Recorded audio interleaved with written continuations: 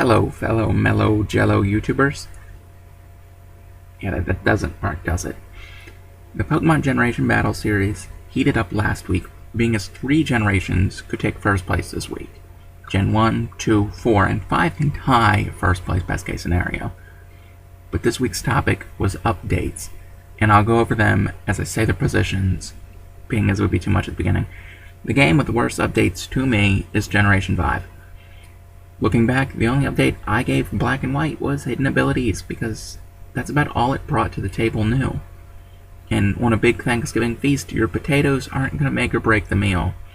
We can blame this primarily on the fact that Gen 4 and 5 both came out on the DS, which pretty much limited what they could add in. Hidden abilities are nice, Protein Greninja anybody, but it's not enough to hang this week. Sorry. Speaking of gens that didn't really establish anything tremendously new. Gen 4, Diamond and Pearl. The only thing I could give them was competitive battling, being as just about every new update after that vanished. Technically, I know competitive was around way back on Red and Green, but Gen 4 is where it really established itself in my eyes, making it easier for almost anyone to battle a complete stranger. That's competitive battling for you. Now that we're talking about competitive battling, I put the generation that spun it on its head, X and Y, Generation 6.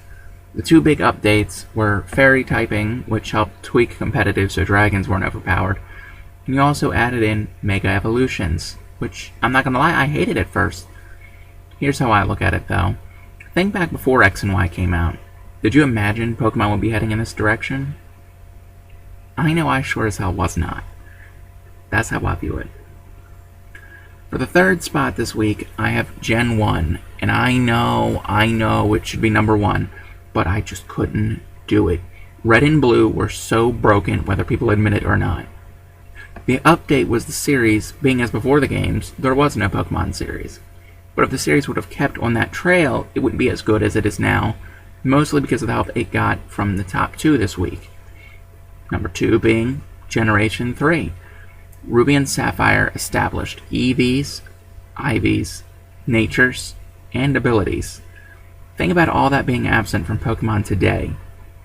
These are pillars of Pokemon hardcore fans, and they didn't even exist until Generation 3, which just blows my mind.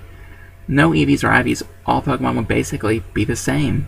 This is a generation of difference. Not to mention the insane update in graphics, which it was there.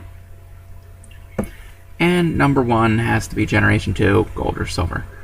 It introduced the Day-Night system, which, can we all agree, needs to be there. Dark and Steel typings to fix the insanely too good Psychics from Red and Blue. Genders, so your Pokemon could have a freaking gender.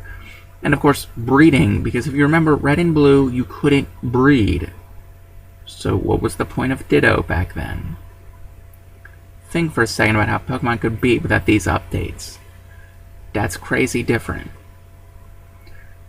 Anyway, this video is coming out real fast, and that's kind of a shame. I figured it'd be longer, but anyway, the new standings are Gen 1 and 2 tied with 26 points. Gen 4 in 3rd place with 23 points. Gen 3 in 4th place with 20 points. Gen 5 with 18 points in 5th, and in 6th, Gen 6 with 14 points. Next week's topic is the Pokemon Professor, and next week we will officially be halfway done the series. So, get excited, guys. And to be honest, it's still anybody's game. So, Papa, peace out. Home. Skillet.